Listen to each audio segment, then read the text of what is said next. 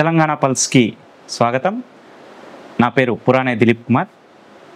ఈరోజు జాతీయ ఉపాధ్యాయ దినోత్సవం సందర్భంగా ఈరోజు మన ముందు లయన్ డాక్టర్ కాట్రగడ్డ భారతి గారు మన ముందున్నారు. వారు ప్రముఖ ఉపాధ్యాయురాలుగా ఎరాజ్పల్లిలోని జిల్లా పరిషత్ ఉన్నత పాఠశాలలో స్కూల్ అసిస్టెంట్గా, ఇంగ్లీష్ స్కూల్ అసిస్టెంట్గా విధులు నిర్వహిస్తున్నారు. మీకు మా తెలంగాణ పల్స్ తరఫున స్వాగతం పలుకుతూ మీ యొక్క ఇంట్రడక్షన్ని ఇవ్వాల్సిందిగా కోరుచున్నాను. నమస్తే అండి అందరికీ.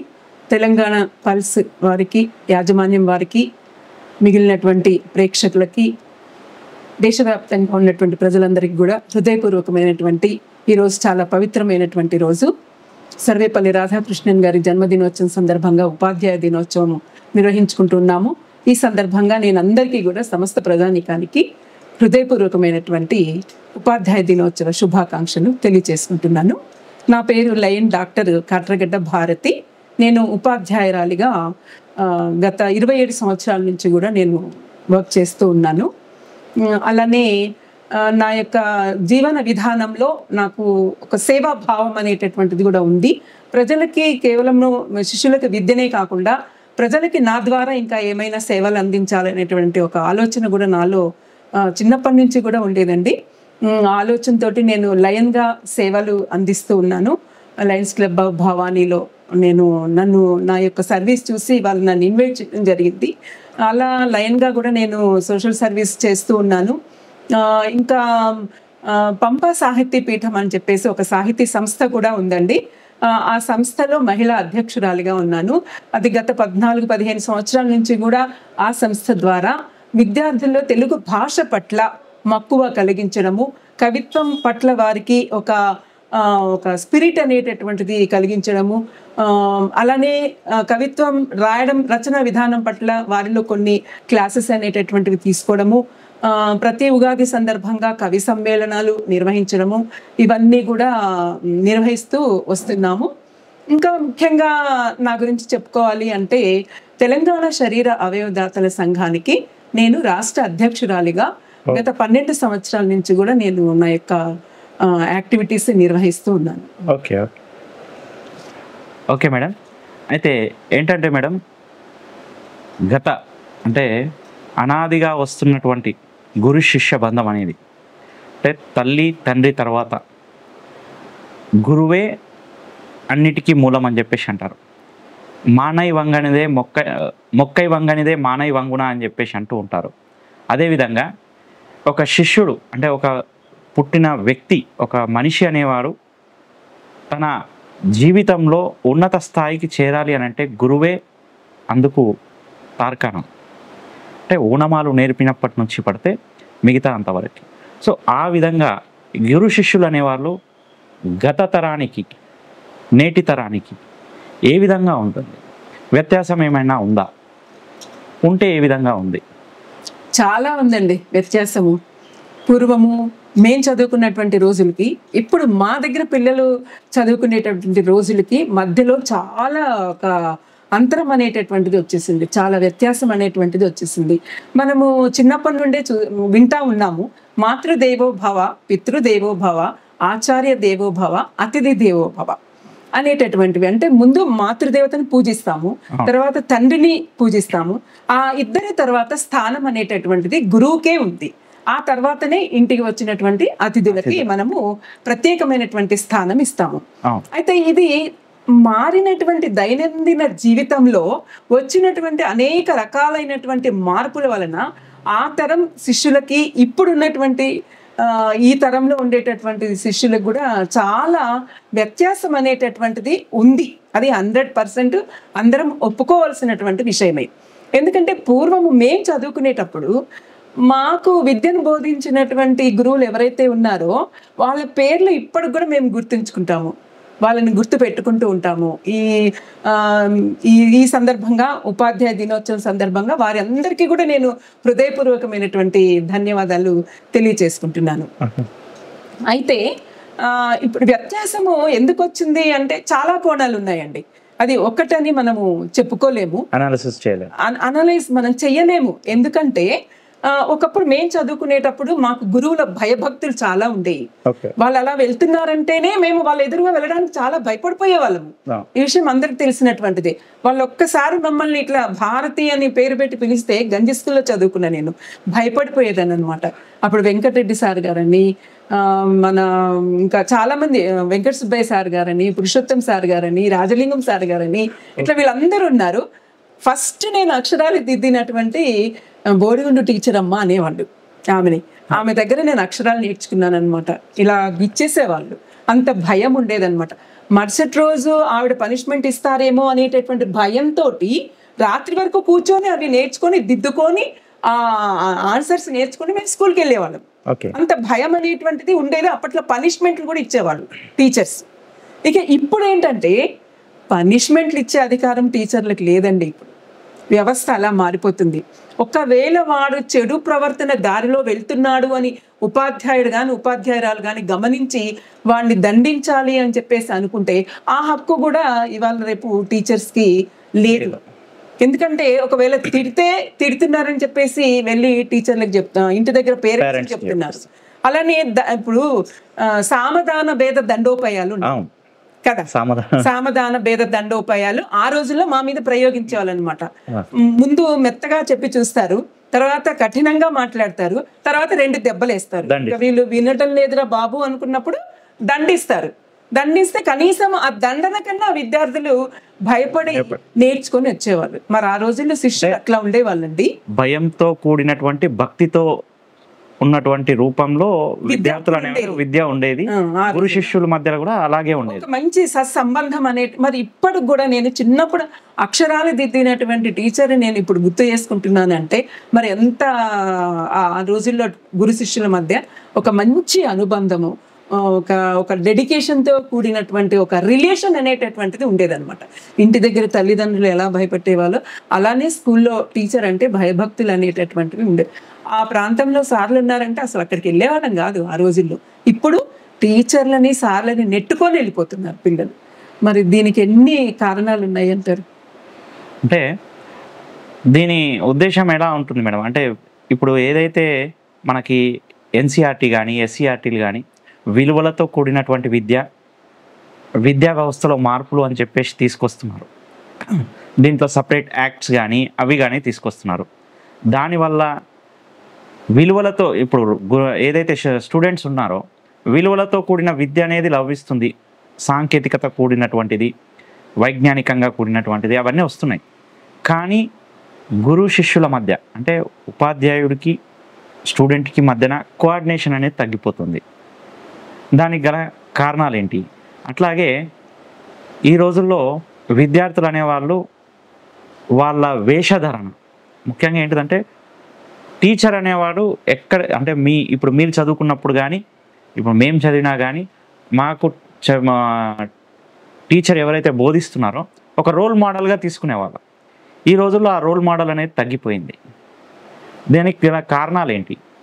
విశేషంగా వీళ్ళ వేషధారణలనే పాశ్చాత్య సంస్కృతే కారణమా? ఓకే అండి, మంచి, ఇది చాలా మనము చర్చించాల్సినటువంటి అంశమే. టీచర్స్ ఎప్పుడు రోల్ మోడల్స్ నన్ను అడిగితే. ప్రతి టీచర్ కూడా విద్యార్థుల పట్ల రోల్ మోడల్గానే ఉంటున్నారు. కానీ అక్కడ తేడా ఎక్కడొస్తుంది, డిఫరెన్స్ అనేటువంటిది ఎక్కడొస్తుంది అంటే పిల్లల మైండ్లో వస్తుంది. వాళ్ళు పసి మనసులు, ఆ పసి మనసుల మధ్య వాళ్ళ మైండ్ మీద సమాజం యొక్క ప్రభావం అనేటటువంటిది ఉంది. వస్తున్నటువంటి పాశ్చాత్య పోకడలు ఏవైతే ఉన్నాయో ఆ పాశ్చాత్య పోకడలకి దాసులైపోయినటువంటి విద్యార్థులు మేము ఏం చేసినా నడుస్తుంది, మమ్మల్ని దండించే వాళ్ళు లేరు అనేటటువంటి ఒక భావజాలానికి పిల్లలు, చిన్న పిల్లల దగ్గర నుంచి పెద్దవాళ్ళ దగ్గరికి కూడా వాళ్ళు ఆ విధంగా వాళ్ళు తయారైపోతున్నారు. దానికి కారణం ఏంటంటే ప్రతి ఒక్కరు కారణమే అని చెప్పుకోవచ్చు. ఇప్పుడు తల్లిదండ్రులు ఉన్నారండి, తల్లిదండ్రుల భయం అనేటువంటిది కూడా పిల్లలకు ఉండట్లేదు. నేను ఈ మధ్య ఒకటి గమనించాను ఏంటంటే ఒక 10th క్లాస్ చదివే విద్యార్థి వాళ్ళ మమ్మీ ఆ పిల్లవాడి దగ్గర నుంచి ఫోన్ లాక్కుందంట. లాక్కునేసరికి ఆ పిల్లవాడు ఒక రకమైనటువంటి డిప్రెషన్లోకి వెళ్ళిపోయి నాకు నువ్వు ఫోన్ ఇవ్వడం లేదు అని చెప్పేసి అని టీవీని సైతం పగలగొట్టాడు. ఇంట్లో ఉన్న వస్తువులన్నీ గందరగోళం చేసేసి నానా తిట్లు తిట్టేసి వాడు బయటికి వెళ్ళిపోవడం జరిగిందనమాట. అంటే ఇది ఎక్కడి నుంచి జరుగుతుంది, ఎలా జరుగుతుంది అనేటటువంటిది కనుక మనం ఒక్కసారి కనుక మనం ఆలోచిస్తే మనం చెప్పుకోవడానికి బాధగా ఉంటుంది. కానీ ఈ సెల్ ఫోన్ అనేటటువంటిది ప్రభావం అనేటటువంటిది, మీడియా ప్రభావం అనేటటువంటిది, ఈ యూట్యూబ్ల యొక్క ప్రభావం అనేటటువంటిది విద్యార్థుల యొక్క మైండ్లని వాళ్ళు చాలా బలహీనపరుస్తూ అవసరమైనటువంటి విషయాల పట్ల ఆసక్తి తగ్గించి అనవసరమైనటువంటి విషయాల పట్ల వాళ్ళకి ఆసక్తి అనేటటువంటిది రేకిస్తూ ఉంది అని నా యొక్క అభిప్రాయం. 99% అండి, 99% చెప్పుకోవాలంటే పిల్లల్లో ఈ విధమైనటువంటి ఒక ఉన్మాదకరమైనటువంటి చర్యలు వాళ్ళు చేస్తూ ఉన్నారంటే దానికి ఇప్పుడు సెల్ ఫోన్ ఇవ్వలేదని వాడు అంత పని చేశాడు కదా. సో ఆ సెల్ ఫోన్ అనేటటువంటిది ఈ వైజ్ఞానికంగా మనం ఎంతవరకు యూజ్ చేసుకోవాలో అంతవరకు యూజ్ చేసుకుంటే పర్వాలేదు. కానీ వాడు దాన్ని యూజ్ చేసుకునే విధానాన్ని మార్చేస్తున్నాడు. చూడకూడనటువంటివి చూస్తున్నాడు, వినకూడనటువంటివి అందులో వింటున్నాడు.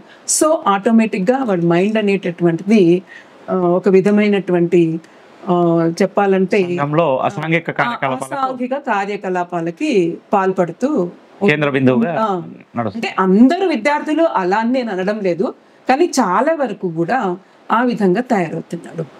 అంటే మీరు అన్న దాంట్లోనే మేడం ఒక విధంగా ఏంటంటే సెల్ ఫోన్స్ ఈ చరవాణిలు ఏవైతే ఉన్నాయో దీనికి ఇంత పూర్తిగా అడాప్ట్ కావడానికి కూడా మనకి గతంలో ఒక భయానక సిచ్యువేషన్స్ వచ్చినాయి. ఇవి కరోనా అని చెప్పేసి ఆ కోవిడ్ టైంలో ఏంటంటే ఈ ఆన్లైన్ క్లాసెస్ పెట్టడం వల్ల అప్పుడు ఏంటంటే విద్యార్థులు అనేవాళ్ళు విద్యకు దూరంగా ఉండడం వల్ల వాళ్ళకి ఇబ్బందులు కలుగుతాయి అని చెప్పేసి ఆన్లైన్ క్లాసెస్ అనేది ఏర్పాటు చేయడం జరిగింది. సో అందుకోసం ఈ మొబైల్స్ని వాడడం అది అలవాటుగా వారిందని మీరు అనుకుంటున్నారా? ఎగ్జాక్ట్లీ అదే కారణం. అది ఒక కారణం. ఎందుకంటే అప్పుడు ప్రభుత్వము ప్రతిపాదించినటువంటి దాని ప్రకారము మేము కూడా స్కూల్లోకి వెళ్ళి అవన్నీ ఏమేమి లెసన్స్ ఏం చదవాలి వాటినే వాళ్ళు అవలంబిస్తూ ఫాలో అవుతున్నారనమాట. అయితే అది ఒక రకమైనటువంటి ఒత్తిడి వాళ్ళ మీద. మీరు స్కూల్కి దూరంగా ఉన్నారు కాబట్టి ఇంటి దగ్గరన్నా ఈ అక్షర జ్ఞానము ఈ చదువుని ఎక్కడ మర్చిపోతారో, ఎక్కడ వేరే వేరే అలవాట్లు చేసుకుంటారో అనేటటువంటి ఒక సదుద్దేశంతో గవర్నమెంట్ ప్రకటించడం జరిగింది ఆన్లైన్ క్లాసెస్ అని. ఆ ఆన్లైన్ క్లాసెస్లో పిల్లల దగ్గర అందరి దగ్గర సెల్ ఫోన్స్ పెద్దవి లేవు. అవి చూడాలి అంటే వాళ్ళకి పెద్ద ఫోన్లు ఉండాలి. అదొకటి ఒక సమస్య వచ్చింది. ఎందుకంటే మా ప్రభుత్వ పాఠశాలలో చదువుకునేటటువంటి పిల్లలందరూ కూడా దాదాపు పేదరికం వచ్చినటువంటి పిల్లలే. అది వాస్తవం, అందరికీ తెలిసినటువంటిదే. ఆ సమయంలో పెద్ద ఫోన్ల కోసము కొంచెం వాళ్ళ మీద ఒత్తిడి పెట్టడం జరిగింది పిల్లలు. సరే ఇక చదువు కోసమే కదా అనేటటువంటి ఉద్దేశంతో తల్లిదండ్రులు పిల్లలకి ఆ సెల్ ఫోన్స్ కొని ఇవ్వడం, లేకపోయినా కూడా కొని ఇవ్వడం అనేటటువంటిది జరిగింది. అక్కడ జరిగింది మెయిన్ కారణం. మెల్లగా ఆ క్లాసులు చూడడం అనేటటువంటిది. ఇక క్లాసు ఇవ్వకపోయినా హోంవర్క్ ఇవ్వకపోయినా కూడా మాకు టీచర్ ఇచ్చారు అని చెప్పేసి అని వాళ్ళు పూర్తిగా ఎడిక్ట్ అయిపోవడానికి ఒక ప్రధానమైనటువంటి కారణం అయింది. అలా అలవాటు పడిపోయినటువంటి వాళ్ళు ఇప్పుడు వాళ్ళని సెల్ ఫోన్లకి దూరంగా ఉండమంటే వాళ్ళు ఉండలేనటువంటి పరిస్థితులు, ఆ సిచ్యువేషన్ అనేటటువంటిది వచ్చిందనమాట. Okay madam. అయితే ఇంకోటి ఏంటంటే మేడం, మీరు ఈ ఉపాధ్యాయ వృత్తిలో గత 27 సంవత్సరాలుగా నిర్విరామంగా ఉపాధ్యాయ వృత్తిని కొనసాగిస్తున్నారు. మీ ఆధ్వర్యంలో ఎంతోమంది పిల్లలని ఉన్నత స్థానాలకు చేర్చారు, ఉన్నత స్థాయికి తీసుకెళ్ళేసి తర్వాత మళ్ళీ ఇప్పుడు మీరు మాత్రం అక్కడే ఉన్నారు. అయితే ఒక చిన్న లాజిక్ ఉంటుంది మేడం ఇక్కడ. అంటే ఉపాధ్యాయుడు అనేవాడు ఒక కొవ్వొత్తి లాంటివాడు. తను ఎప్పుడు కరిగిపోతూ అంటే వెలుగునిస్తూ తను మాత్రం కరిగిపోతాడు. కానీ ఆ కరిగిన కొవ్వొత్తి ఏదైతే ఉంటుందో లిక్విడ్ దాన్ని మొత్తం స్ప్రెడ్ చేస్తారు అని అంటారు. అది వాస్తవమేనా మేడం? చాలా వాస్తవమే అది. ఎందుకంటే విద్యార్థులు ఎప్పుడు కూడా గురువు అనేటటువంటి వాళ్ళకి ఏ స్వార్థము కూడా ఉండదు. తను ఎప్పుడు కూడా ఏం ఆలోచిస్తాడంటే నా దగ్గర చదువుకున్న పిల్లలు ఒక ఉన్నతమైనటువంటి స్థాయికి చేరాలి. తను ఎప్పుడు చీకట్లో తాను అలా వెలుగునిచ్చేటటువంటి వాడు మాత్రమే. ఆ వెలుగు ద్వారా ముందుకెళ్ళినటువంటి వాళ్ళు కోకొల్లలు ఉంటారు, వేల మంది శిష్యులు ప్రతి ఉపాధ్యాయుడికి కూడా ఉంటారు. అలానే విద్యార్థుడు ఒక నిచ్చెన లాంటి వాడు. ఎందుకంటే కింద నుండి పైకి వెళ్ళాలి అంటే ఒక నిచ్చెన ఉండాలి. ఆ నిచ్చెన అలానే ఉండిపోతుంది. కానీ విద్యార్థులు మాత్రమే ఆ నిచ్చెన ఆసరాగా చేసుకొని ఉజ్వలమైనటువంటి భవిష్యత్తులోకి వెళ్ళిపోతాడు. అదే వాళ్ళు ఉజ్వలమైనటువంటి భవిష్యత్తులోకి వెళ్ళడమే ఏ ఉపాధ్యాయుడ కన్నా కూడా అంతకంటే అవార్డు ఇంకా ఏది కూడా ఉండదు అని చెప్పేసి నా అభిప్రాయం. ఆ విధంగానే అవార్డ్స్ అన్ని వచ్చినాయి మధ్యకాలంలో కానీ ముందు కానీ. ఒక స్కూల్లో 3 విద్యార్థులు కలిపి ఒక టీచర్ని క్లాస్ రూమ్లో కొట్టి చంపారు మేడం. ఇది ఒక కారణం. అది జరగడానికి గల కారణాలు ఏంటి? అలాగే ఒక టీచర్ ఒక స్టూడెంట్ యొక్క హెయిర్ స్టైల్ కొద్దిగా ఇది ఉంది అని చెప్పేసి ఒక చిన్న క్లాషెస్ రావడం వల్ల ఆ టీచర్ ఏం చేశారంటే ఆ పిల్లవాడి హెయిర్ కట్ చేశారు. దాంతో ఆ టీచర్ మీద దాడికి పేరెంట్స్ కానీ మిగతా విద్యార్థులందరూ కూడా దాడికి ప్రయత్నించారు. అలాగే ఇంకో టీచరు స్టూడెంట్కి ఒక విషయం మీద అడిగితే సెల్ ఫోన్ వాడద్దు అని చెప్పేసి అనడంతో తన షూ తీసి టీచర్ మీదకి దాడి చేసింది. ఇలా స్టూడెంట్స్ అనేవాళ్ళు టీచర్లపై దాడి చేయడం ఇది ఎంతవరకు కరెక్ట్? మంచి ప్రశ్న ఇది. స్టూడెంట్స్లో ఆ విధమైనటువంటి ఒక విచ్చలవిడి వాతావరణం, దాన్ని ఏమనాలంటే మేము ఏం చేసినా నడుస్తుంది, మేము ఎవరిని ఏమైనా కూడా అనొచ్చు, అది అవతల వాళ్ళు భరించాలి అనేటటువంటి ఒక రకమైనటువంటి షాడిజం అది పిల్లల్లో రావడానికి నిజంగా నేను అది విన్నప్పుడు నేను చాలా బాధపడ్డాను. వెంటనే నా ప్రతిస్పందనను కూడా నేను తెలియచేస్తాను. రీల్స్ ద్వారా కానివ్వండి, దేని ద్వారా కానివ్వండి, నేను స్పందిస్తాను. ఇది సమాజంలోకి వెళ్ళాలి, అందరికీ కూడా తెలియాలి. అలా ప్రతి ఒక్కరు స్పందించాలి, దాన్ని ఖండించాలి. వెంటనే ఖండిస్తేనే పిల్లల్లో మార్పు అనేటటువంటిది రావచ్చు. ఇంకోటి ఏంటంటే దండన అనేది లేదండి. ఫస్ట్ నేను ఏమంటున్నానంటే పూర్వము దండన అనేటటువంటిది ఉండడం వలన విద్యార్థులు భయభక్తులు అనేటటువంటివి, మేము ఇలా ప్రవర్తిస్తే టీచర్స్ ఇలాంటి పనిష్మెంట్స్ ఇస్తారు కాబట్టి మేము అలా ఉండకూడదు అనేటటువంటి ఒక భయభక్తులు అనేటటువంటివి పిల్లల్లో ఉండేటివి. మరి ఇవాళ స్కూల్లో నేను ఎవరినైనా దండించాను అంటే రేపు పేరెంట్స్ స్కూల్కి పరిగెత్తుకుంటూ వస్తున్నారు. మరి దీనికి కారణం ఎవరైనా అనుకోవాలి. పూర్వమేమో మేము చదువుకునేటప్పుడు మా పేరెంట్స్ కానివ్వండి, మా నాన్నమ్మ వాళ్ళు ఉండేవాళ్ళు, వాళ్ళు కానీ స్కూల్కి వెళ్ళి మా పిల్లలు ఎట్లా చదువుతున్నారు, వాళ్ళు చదవకపోతే మీరు దండించండి, మీరు ఏమైనా సరే చెయ్యండి అని చెప్పేసి వాళ్ళు చెప్పేవాళ్ళు. దానివల్ల భయభక్తులు అనేటటువంటివి ఉండేవి, సహజంగా ఎవరికైనా ఉంటాయి. అంటే అది చెయ్యకపోతే స్కూల్లో టీచర్లు కొడతారు, ఇంటి దగ్గర పెద్దవాళ్ళు దండిస్తారు అనేటటువంటి భయం. ఇప్పుడు ఆ భయము ఇంట్లో తల్లిదండ్రులు దండిస్తారన్న భయము లేదు, స్కూల్లో టీచర్స్ దండిస్తారన్న భయము కూడా లేదు. మరి ఇది రేపటి తరానికి ఇంకా భవిష్యత్తులో మనం ఇంకా ఎన్ని చూడాల్సి వస్తుందో. ఇది చాలా బాధాకరమైనటువంటి విషయం. ఒక స్కూల్లో క్లాస్ రూమ్లోని ఒక మాస్టర్ని పడేసి కొట్టి గుద్ది పొడిచి చంపేశారంటే ఎంత రాక్షసత్వం అనేటటువంటిది ఆ విద్యార్థుల్లో బలంగా ఉందో. ఇది రేపటి జనరేషన్కి చాలా కష్టమైనటువంటిది. మన చేతుల్లో నుంచి పరిస్థితులు జారిపోతున్నాయి. అది స్పష్టంగా మన కళ్ళ ముందే కనిపిస్తూ ఉన్నాయి. సరేనండి, ఓకే, ఇక్కడ మగ పిల్లలు చేశారు, ఆవేశంతో చేశారు అనుకుందాం, చాలా తప్పు, దాన్ని అందరూ ఖండించాలి. తల్లిదండ్రులు కానివ్వండి, టీచర్స్ కానివ్వండి, ఉపాధ్యాయ సంఘాలు కానివ్వండి, గవర్నమెంట్ కానివ్వండి, ప్రతి ఒక్కళ్ళు అక్కడ స్పందించి తీరాల్సింది. వాడు అలా మారడానికి కారణం ఏంటి అనేటటువంటి బ్యాక్ పరిస్థితులు అన్నీ కూడా అందరం బేరీజు వేసుకోవాల్సినటువంటి అవసరము ప్రతి ఒక్కరి మీద ఉందండి. అది నాది కాదు, అది ఎక్కడో జరిగింది కదా అని అనుకుంటే రేపు మన దగ్గర జరగచ్చు. అప్పుడు మన పరిస్థితి ఎలా ఉంటుంది? ఆ అమ్మాయి సెల్ ఫోన్ లాక్కున్నందుకు టీచర్కి నువ్వు సెల్ ఫోన్ వాడద్దు అనేటటువంటి అధికారం కూడా లేదు. అలా అన్నందుకే చెప్పు తీసుకొని కొట్టిందంటండి. అసలు ఎంత ఘోరమైనటువంటి అవమానము. ఒక టీచరు విలువలు కలిగినటువంటి నాణ్యమైనటువంటి విద్యను బోధించేటటువంటి టీచర్స్ ఇలాంటి అమానుషమైనటువంటి చర్యలను వాళ్ళు ఎదుర్కోవాల్సి వస్తుంది వాళ్ళు. మరి అలానే ఇంకొక చోట హెయిర్ స్టైల్ అండి. ఇవాళ రేపు పిల్లలు ఎలా హెయిర్ స్టైల్స్తో ఉన్నారో చాలా వరకు చెప్పాలంటే గర్ల్స్ ఓకే కొంతవరకు బాగుంటున్నారు, కానీ బాయ్స్ ఆ హెయిర్ స్టైల్ అనేది మొత్తం ఇట్లా కట్ చేసుకొని రావడము, ఇష్టం వచ్చినట్లుగా రావడము. అలా వచ్చినప్పుడు ఒక స్కూల్లో టీచరు ఎన్నో చెప్పి చూసిందంట, నువ్వు అలా రాకూడదు. ఎందుకంటేనండి మనం ఒకటి ఏం గమనించాలంటే ఒక విద్యార్థి యొక్క ప్రభావం అనేటటువంటిది మిగిలిన విద్యార్థుల మీద కూడా పడుతుంది. వాడు ఇప్పుడు ఏదో నేను హీరోయిజము, నేను ఇలా వెళ్తాను అంటే వాడిని చూసినటువంటి ఆ స్కూల్లో ఉండేటటువంటి విద్యార్థులందరూ కూడా అరే టీచర్ ఏమనట్లేదు కదా, రేపటి నేను కూడా ఇదే హెయిర్ స్టైల్ నేను కూడా వెళ్తాను, అరే వీడు ఎట్లున్నా కూడా టీచర్లు ఏమంటలేదు కదా, నేను కూడా ఇలానే తయారవుతాను అనేటటువంటి ఒక మానసికమైనటువంటి దౌర్భాగ్యము నేటి విద్యార్థుల్లో చాలా ఉంది.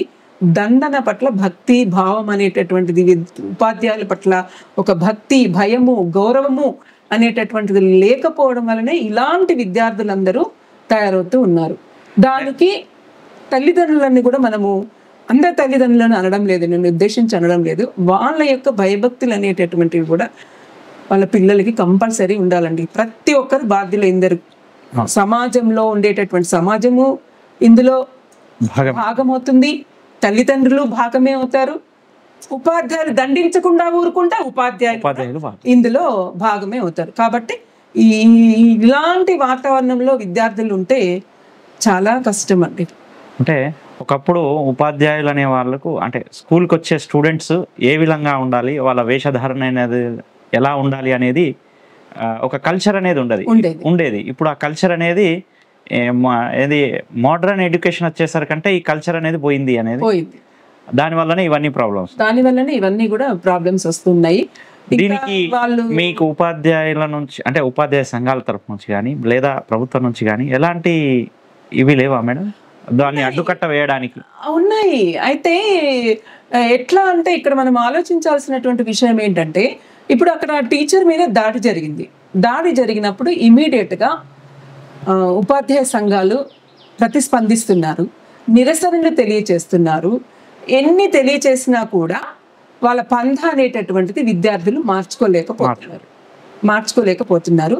ఇంకొకటి ఏంటంటే, ఇప్పుడు రీసెంట్గా నిన్ననే నేను చదివాను, ఇప్పుడు మనం స్కూల్లో పిల్లల చేత ఏదైనా పని చేయించామనుకోండి, స్కూల్కి సంబంధించినటువంటి మన ఇప్పుడు ఫర్ ఎగ్జాంపుల్ క్లాస్ రూమ్ బాగాలేదు, సరే మనం క్లాస్ రూమ్ నీట్గా చేసుకుందాం రా అని చెప్పేసి నీట్గా చేయించడం కానీ, మొక్కలు పీకించడం కానీ, ఇలాంటి ఏదైనా పనులు చేసినప్పుడు కొంత వ్యతిరేకత అనేటటువంటిది తల్లిదండ్రుల దగ్గర నుంచి వస్తుంది అనమాట. అయితే నిన్ననే గవర్నమెంట్ ప్రతిపాదించింది ఏంటంటే, వాళ్ళు ఇంట్లో పని చేసుకున్నట్టే స్కూల్లో పని చేస్తే తప్పేమీ లేదు, వాళ్ళ చేత మీరు అలా పని చేయించడం ద్వారా వాళ్ళకి ఆసక్తి, ఒక ఫిజికల్ యాక్టివిటీ అనేది ఒక భాగం కాబట్టి మీరు చేయించవచ్చు అనేటటువంటిది నేను నిన్ననే ఒకటి చదవడం జరిగింది. గతంలో అవును మేడం, అంటే పిల్లలతో చెట్లు నాటించడం కానీ యాక్టివిటీస్ అనేటటువంటి వాళ్ళకి ఎక్సర్సైజ్ టైప్ అండ్ ఫిజికల్ యాక్టివిటీలో ఒక భాగం అన్నట్టు తీసుకొస్తాం. ఓకే మేడం, అయితే ఇప్పుడున్న విద్యా వ్యవస్థలో మరి రాను అంటే ఈ మోడర్నైజేషన్ ఏ విధంగా అయితే చేంజ్ అవుతూ ఉందో, పాశ్చాత్య సంస్కృతి అనేది వస్తూ ఉందో, ఆ విధంగా విద్యా వ్యవస్థ అనేది మార్పులు వస్తూ ఉన్నాయి. ఇంకా ఏమైనా మీరు ఉపాధ్యాయురాలుగా గత 27 సంవత్సరాలుగా నిర్విరామంగా ఉపాధ్యాయురాలుగా కొనసాగుతున్నారు. ఈ విద్యా వ్యవస్థలో ఏమైనా మార్పులు రావాలనుకుంటున్నారా? అవి వస్తే ఎలాంటి మార్పులు రావాలనుకుంటున్నారు? మార్పులు రావాల్సిన అవసరం చాలా ఉంది. ఎందుకంటే ఉపాధ్యాయుడు ఇవాళ రేపు ఎట్లా ట్రీట్ చేస్తున్నారంటే ఫ్రెండ్లీ టీచరు, ఫ్రెండ్లీ పేరెంట్స్, ఇలాంటివన్నీ కూడా వచ్చేస్తూ ఉన్నాయి.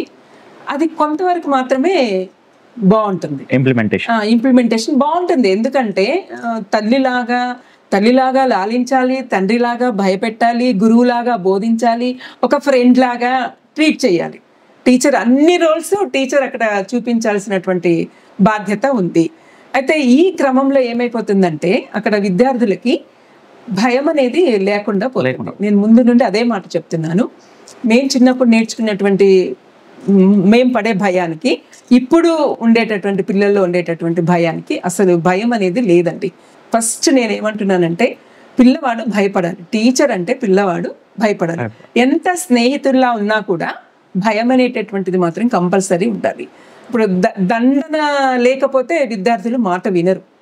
దండిస్తే తల్లిదండ్రులు ఊరుకోవట్లేదు, గవర్నమెంట్ ఊరుకోవట్లేదు, టీచర్ చేతిలో కర్ర ఉండకూడదు అంటున్నారు.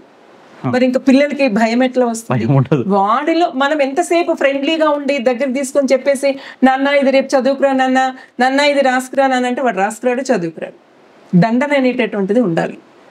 ఈ దండనలో మార్పు అనేటటువంటిది వస్తే మళ్ళీ ఆ భయభక్తులు అనేటటువంటివి పూర్వకాలం దాన్ని కూడా ఉంటాయేమో. ఎందుకంటే నేను అది ఫేస్ చేశాను, ఇది కూడా చూస్తున్నాను కాబట్టి నా ఎక్స్పీరియన్స్ ద్వారా నేను చెప్తున్నాను అన్నమాట. కొంచెం భయభక్తులు అనేటటువంటి దండన అనేటువంటిది గవర్నమెంట్ కనుక తీసుకురాగలిగితే మోరల్ వాల్యూస్ పట్ల విలువలు, మనము చాలా మంది పిల్లలకి తల్లిదండ్రులని కూడా చాలా నెగ్లెక్ట్ చేస్తారు. పెద్దవాళ్ళతో ఎట్లా మాట్లాడాలో తెలియదు, తల్లిదండ్రులతో ఎట్లా ఉండాలో తెలియదు, గురువులను ఎట్లా ట్రీట్ చేయాలో తెలియదు, ఫ్రెండ్స్ని ఎట్లా ఉండాలో తెలియదు. ఫ్రెండ్స్తో ఎలా ఉంటారో అందరితో కూడా అలానే నెగ్లిజెన్సీగా ఉంటారనమాట. కాబట్టి వాళ్ళలో ఆ మార్పు అనేటటువంటిది రావాలి అంటే ఫస్ట్ నుండి ఈ ఎథిక్స్ అనేటటువంటివి చిన్నప్పటి నుంచే పిల్లల్లో రావాలి. మీరు ఫస్ట్ చెప్పారు మొక్కై మానై వంగనిదే మొక్కై వంగనిదే మానై వంగుతుంది. సరే, ఇప్పుడు మనము మొక్కగా ఉన్నప్పుడే వాటిలో ఉండేటటువంటి ఆ చెడు లక్షణాలు ఏవైతే ఉన్నాయో వాటిని దూరం చేయగలుగుతాము. వాటితో పాటు వాటివి పెరుగుతూ వస్తున్నాయి అంటే చెట్టై ఏమీ కూడా చేయలేము. కాబట్టి చిన్నప్పటి నుంచే వాడికి ఆ ఎథిక్స్ అనేటటువంటిది ఇంటి దగ్గర నేర్పాలి, స్కూల్లో కూడా ఆ విధమైనటువంటి. తల్లిదండ్రుల పాత్ర ఎట్లా ఉండాలి అంటే అందులో తల్లిదండ్రులు ఎంతకి కూడా గారాభంగా చూస్తున్నారు పిల్లలు, అతి ప్రేమ చూపిస్తున్నారు. దండిస్తే మా పిల్లల్ని మీరు ఎందుకు కొడుతున్నారు అని చెప్పేసి వచ్చి టీచర్ల మీద ఫైట్ చేస్తున్నారు. అది మా కళ్ళ ముందు మేము చూసాము. స్కూల్లో మా స్కూల్లో మాస్టర్ ఒకరు దండించారని అసలు లేడీస్ వచ్చేసి క్లాస్ రూమ్ లోకే వెళ్ళబోతుంటే మేమే ఆపాము. అంటే వాళ్ళ యొక్క సంస్కారం అంతవరకే ఉంది, వాళ్ళు అంతకు మించి వాళ్ళు సంస్కారం నేర్చుకోలేకపోతున్నారు. అరే మా పిల్లవాడు దండించారు అంటే వాడేదో తప్పు చేశాడు, వాడు తప్పు చేసి ఉంటేనే టీచర్ వాడిని దండించి ఉంటుంది అని చెప్పేసి వచ్చి ఏం చేశారండి మా పిల్లవాడు ఏం చేశాడు, మీరు ఎందుకు దండించారు అని చెప్పేసి అడిగి తెలుసుకొని అలా వాడి తప్పు కనుక ఉంటే వాళ్ళ పిల్లల్ని వాళ్ళే మోటివేట్ చేసుకోవాలి, ఇలా చేయకూడదు మీరు తప్పు అని. ఒకవేళ టీచర్స్ సైడ్ నుంచి ఏదైనా ఉంటే మీరు హార్ష్గా మీరు వ్యవహరించారు మేడం, సో మీరు ఇట్లా మీరు చెయ్యకండి అని ఒక రిక్వెస్ట్ లాగా టీచర్స్ కూడా చెప్పేటటువంటి హక్కు వాళ్ళకు కూడా ఉంది. ఇప్పుడు విద్యార్థులకి హక్కులు ఉంటాయి, తల్లిదండ్రులకి హక్కులు ఉంటాయి, ఉపాధ్యాయులకి హక్కులు ఉంటాయి. ఈ హక్కుల గురించి కూడా వాళ్ళు తెలుసుకొని దాని ప్రకారంగా నడుచుకుంటే బాగుంటుంది. మొత్తానికైతే విద్యా వ్యవస్థలో మార్పు రావాలి. విద్యా వ్యవస్థలో ఇప్పుడు చాలా ఆలోచించుకొని ఎంతకి కూడా మనము కానివ్వండి, టీచర్స్ కానివ్వండి, తల్లిదండ్రులు కానివ్వండి, అక్కడ పిల్లవాడు దండించకూడదు, వాడు హార్ష్ కాకూడదు, వాడు ఎందులోనూ బాధపడకూడదు అనేటటువంటి ఉద్దేశంతోనే వాడి కోసం మనం ఇంకా ఏమి ఇంప్లిమెంట్ చేయాలి అని ఆలోచిస్తున్నాం. కానీ వాడికి ఆ భయము, భక్తి, ఆ నైతిక విలువలు, ఆ క్రమశిక్షణ అవన్నీ లేకపోతే వాడు ఈ దారిలోకి రాలేడు. కాబట్టి వాడిలో అన్నీ కూడా విద్యతో పాటు వినయము, వివేకము, వికాసము, ఫ్రెండ్లీ వాతావరణము ఇవన్నీ కూడా ప్రతి స్కూల్లో ఉంటేనే వాడు మంచి విద్యార్థిగా మంచి భవిష్యత్తులోకి వెళ్ళగలుగుతాడు. ఇది ఆలోచించాల్సినటువంటి ప్రతి ఉపాధ్యాయుడి భుజాల మీద ఉంది, తల్లిదండ్రుల భుజాల మీద ఉంది, సమాజం భుజాల మీద కూడా ఉంది. ఎవరికి వారు మాకెందుకులే అని ఊరుకుంటే రేపు అదే సంఘటన అనేటటువంటి మన దగ్గర కూడా జరిగేటటువంటి ప్రమాదము చాలా వరకు ఉంది. మేడం, మీరు పంపా సాహితీ పీఠం దాంట్లో మహిళా అధ్యక్షురాలుగా కూడా కొనసాగుతున్నారు. మీరు ఎన్నో పుస్తకాలు రాయడం కానీ, పోయెట్గా, ఒక కవిగా, ఒక పోయెట్గా మీరు కొన్ని బుక్స్ రాశాను అండ్ కవితలు కూడా రాయడం జరిగిందని చెప్పేసి అన్నారు.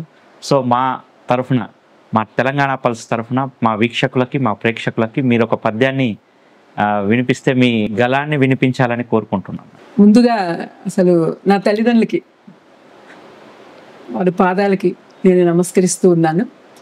ఎందుకంటే నేను ఈరోజు ఈ ఇంత స్టేజ్లో నేను ఉన్నాను అంటే, నాకు సమాజంలో ఒక గుర్తింపు వచ్చింది అంటే దానికి నేను హృదయపూర్వకమైనటువంటి నమస్కారాలు నా తల్లిదండ్రులకి తెలియజేసుకుంటున్నాను. వాళ్ళు ఇప్పుడు ఇక్కడ లేకపోయినప్పటికీ కూడా వారు ఎక్కడున్నా వాళ్ళ యొక్క ఆశీర్వాదాలు అనేటటువంటివి. తర్వాత సెకండ్, నేను మా వారు కాట్రగడ్డ రాయన్న గారు తెలుగు పండిట్గా పనిచేసేవారు అన్నమాట.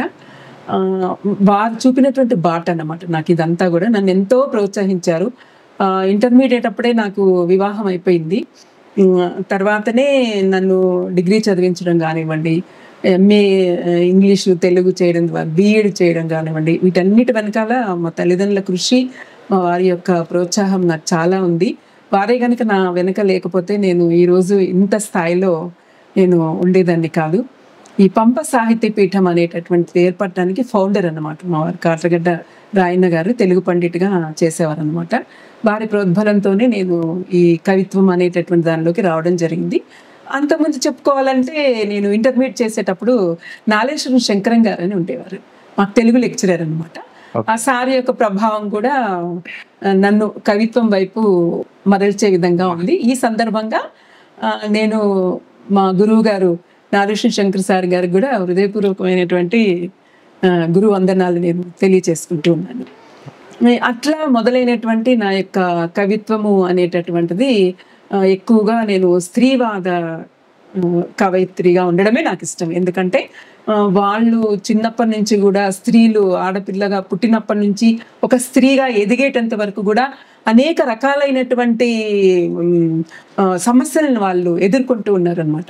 వాటిని అన్నింటినీ కూడా దృష్టిలో పెట్టుకొని ఎప్పటికప్పుడు నాకు ఒక చోట ఇది జరిగింది అంటే నేను వెంటనే స్పందించేసి దాన్ని కవితా రూపంలో రాయడం అనేటటువంటిది నాకు ఫస్ట్ నుంచి ఉన్నటువంటిది.